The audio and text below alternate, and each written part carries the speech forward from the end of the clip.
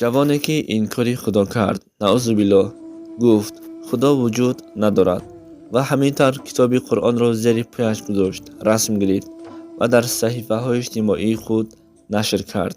Бинед, ба чӣ ҳолат ва ба чӣ мусибат гирифтор шуд. Дӯстони азиз, навора то охир тамошо кунед ва ба дигарон ҳам бирасонед, то ки дарси ибрат шавад. Туркия давлатест ки ҳамаи мо медонем, мешиносем ва дар он ҷо мусалмонҳо низ бисёр ҳастанд. Аммо дар ҳар як давлат ҳаст шахсиятҳое ки инкори худо мекунанд ва мегӯянд худо вуҷуд надорад. Ҳамин тавр гурӯҳи ҷавонҳо нишаста буд.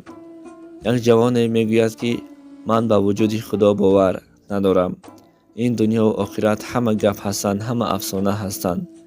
дӯстонашон мегӯянд тавба кун ва минбаъд ту дӯст мемонисти, то тавба накунӣ ва аз нав калима ариза накунӣ.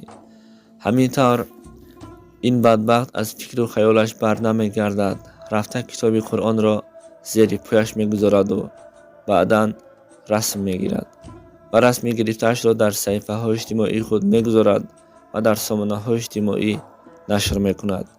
дӯстон ин ҳолатро дида хеле ғамгин мешаванд, хеле афсӯс мехӯранд.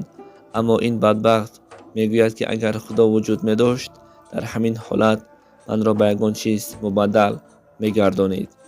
Аз байн муддате мегузарад, ин бадбахтро ба беморхона мебаранд ва ин расме ки шумо мебинед, пас аз гирифтани расми Қуръон, инро худованд ба ҳамин ҳолу аҳвол гирифтор кард.